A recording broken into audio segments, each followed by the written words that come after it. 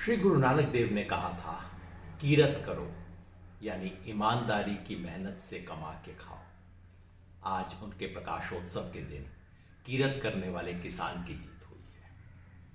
ये जीत किसी एक नेता और मोर्चे से ज़्यादा उन लाखों करोड़ों किसानों की जीत है जिन्होंने पिछले एक साल में अपने दुख सुख, गर्मी, सर्दी, बरसात की परवाह किए बिना मोर्चों पे डट के पहरेदारी की। 700 से अधिक उन शहीदों को श्रद्धांजलि है जिन्होंने अपनी जान इस आंदोलन के लिए लगाई। यह ऐतिहासिक जीत है क्योंकि किसान ने बता दिया है कि उसे इतिहास के कूड़े में नहीं डाला जा सकता। किसान इस देश के इतिहास और अतीत का नहीं, इस देश के भविष्य का भी हिस्सा है। आज अहंकार का सर नीचा हुआ है। वो सरकार जो संविधान की बात नहीं सुनती थी, कानून की बात नहीं सुनती थी, इंसानियत को देखने को तैयार नहीं थी, किसान के दुख सुख को देखने को तैयार नहीं थी, अंततः उसे किसान के हिम्मत के आगे झुकना पड़ा। चुनाव के कारण ही सही, लोकतंत्र की जीत हुई है। लेकिन दोस्तों, ये जीत अभी अधूरी है। हमारी 2 बड़ी मांगें थी। ये जो मुसीबत थी 3 काले कानून, इन्हें खत्म किया जाए, लेकिन साथ ही हमने कहा था कि हमें अपने मेहनत का पूरा दाम मिले।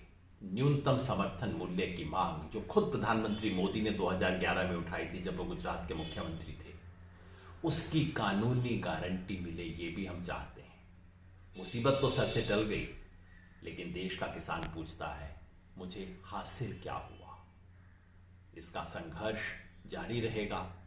संघर्ष का स्वरूप क्या होगा? संयुक्त किसान मोर्चा सम्मिलित मिलकर करेगा।